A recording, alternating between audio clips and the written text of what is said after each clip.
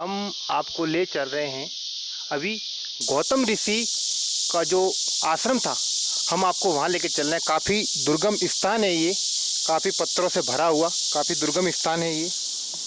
वशिष्ठ जी के अलावा जैसे विश्वामित्र, अग्नेश्वर महादेव जो कहलाता है वो विश्वामित्र की जगह है, तपस्थली। क्योंकि विश्वामित्र जी ऐसे भी क्रोधी थे, ठीक है ना।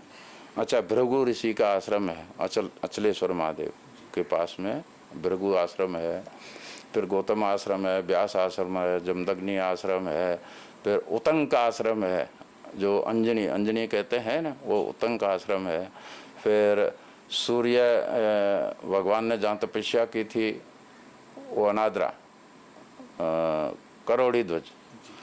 फिर केदारनाथ जी, केदारेश्वर, तो वहाँ भी सब ऋषि लोग हुए। तो जितने 88,000 ऋषि थे वो सब ने यहाँ पर तपस्या की है। और आज भी जितने ऋषि लोग, नया साधु बनता है तो वो भी एक बार तो आबू में आता ही है, साल 2 साल 2 साल 3 साल, और यहीं से उसको छोटी मोटी सिद्धि मिलती है तो भयंकर सिद्ध नीचे जाके हो जाता है। ये परिस्थिति आज भी प्रमाण है इस आबू का। हमारी इस पूरी यात्रा में हमारे साथ रहेंगे गौमुख के व्यवस्थापक नित्यानंद जी, हमारे आगे चल रहे हैं। वो काफ़ी दुर्गम स्थान है ये, यहाँ पे जानवरों का पूरा भय है। गुरुजी बताइए कि किस तरीके से ये मार्ग कितना दूर है और उसकी दूरी क्या रहेगी? ये यहाँ से वशिष्ठ आश्रम से कम यहाँ से 7 किलोमीटर है और पगडंडी है, पैदल रास्ता है। ये दुर्गम स्थान है। और अब हम यहाँ अपन वशिष्ठ आश्रम से चले, यहाँ से अपने कम से कम लगभग 2 किलोमीटर तक आ गए हैं। यहाँ आगे अपन आए थे तो उसको बोलते हो व्यास आश्रम। अब ये रास्ता जाता है, ये जाता है चंडेला। नीचे गाँवों में जो आदिवासियों के गांव है वहाँ हमारे वशिष्ठ आश्रम वशिष्ठ धाम भी है। वशिष्ठ धाम का पैदल पगडंडी का रास्ता यही है। और ये रास्ता जो जाता है गौतम जी, जो अपन अभी आगे, ये बहुत घनघोर जंगल है और एकदम ये घनघोर जंगल है। तो यहाँ पे जैसे चीता, भालू और दीपड़ा, हाँ, चीता, बाघ, ये सब भी ऐसे घनघोर जंगल में मिलते हैं। तो उसको अपने को अपने जाब्ते से जाना पड़ता है। जैसे बातचीत करते हुए चलेंगे तो रास्ता छोड़ देगा, और लाठी पटकते हुए, डंडे पटकते हुए अपने पास में कोई कुल्हाड़ी फुलाड़ी होती है तो अपने जाब्ते से अपने को, अपने हिसाब से अपने को चलना पड़ता है, नहीं तो वो अपने ऊपर वार कर देता है। अब हम पूरी यात्रा नित्यानंद जी के साथ करेंगे और इन्हीं के मार्गदर्शन में हम मंदिर तक पहुंचेंगे।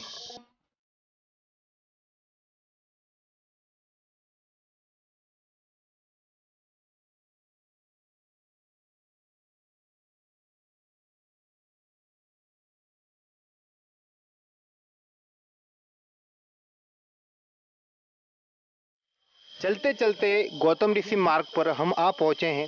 एक महादेव जी का स्थान है, उसके बारे में गुरु जी हमें कुछ जानकारी दे रहे हैं। हम पूछते हैं उनसे। ये बीच में गौतम आश्रम जाते हैं तो बीच में केतकिया महादेव करके स्थान है, जो इसके अगल बगल में सारे केतकिया हैं।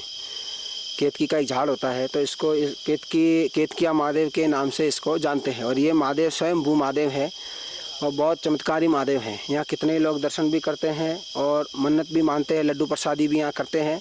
तो गौतम जी जाते हैं तो बीच में ये स्थान पड़ते हैं। यहाँ कितने भी साधु संतों ने यहाँ भजन किया है, और यही साधु संतों ने यहाँ भजन के द्वारा, यहाँ पे भी एक पानी का छोटा सा कुंड है, तो यहाँ भी वो पानी 365 दिन यहाँ रहता है। जी, हम चलते चलते बहुत दूर आ गए। आप हमें बताइए कि अभी कितनी दूरी है गौतम ऋषि मार्ग की? अभी अपन यहाँ से आधे में आ गए हैं। इतना का जितना अपन वशिष्ठ आश्रम से चले हैं, इतना का इतना अभी और चलना है, मतलब थोड़ा कम चलना है उससे। और अभी आधे घंटे में 40 मिनट में अपन पहुँच जाएंगे।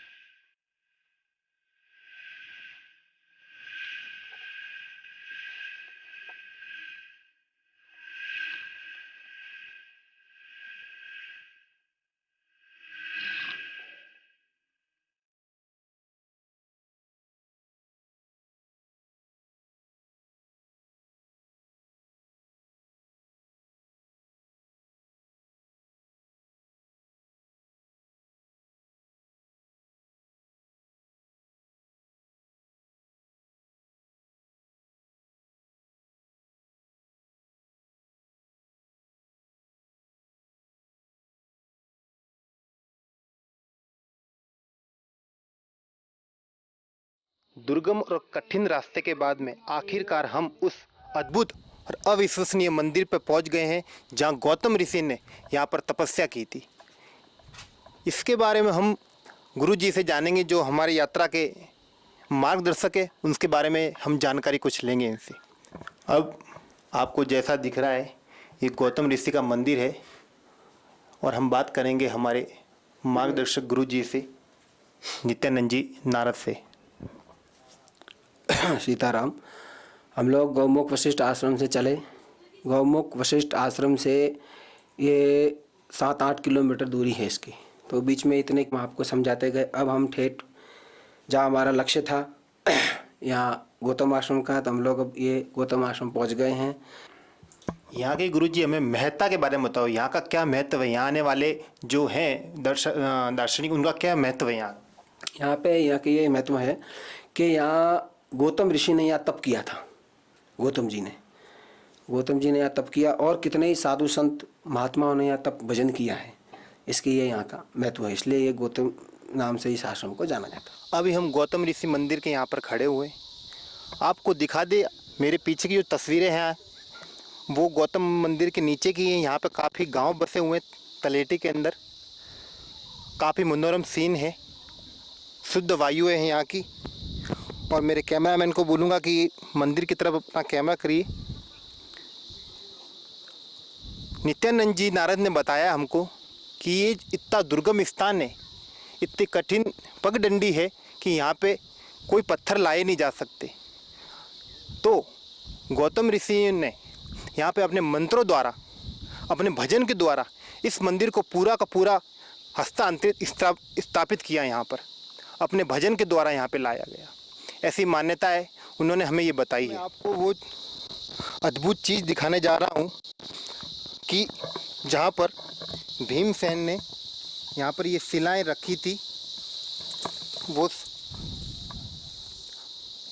ये जो शिलाएं हैं आपको जो दिख रही है शिलाएं, ये भीमसेन ने यहाँ पर उठा के रखी थी। ये 2 हैं और 2 यहाँ पर ये स्थापित हैं। ये मंदिर के पास का इलाका है, यहाँ पर भीमसेन आए थे और यहाँ उन्होंने ये शिलाएं रखी थी। टुडे चैनल की तरफ से जो अर्बुदाचल के जितने भी स्थान हैं, सब धार्मिक स्थानों की ये एक शूटिंग ले रहे हैं और जन जन तक पहुंचाएंगे, जिसमें विशेष रूप से गौमुख को लिया है। तो ये एक सराहनीय कार्य है और बहुत ही धन्यवाद का कार्य कर रहे हैं। बहुत बहुत धन्यवाद मैं इनको देता हूं और जन जन को मालूम हो ऐसी मेरी शुभ मंगल कामना आप सब चैनल के।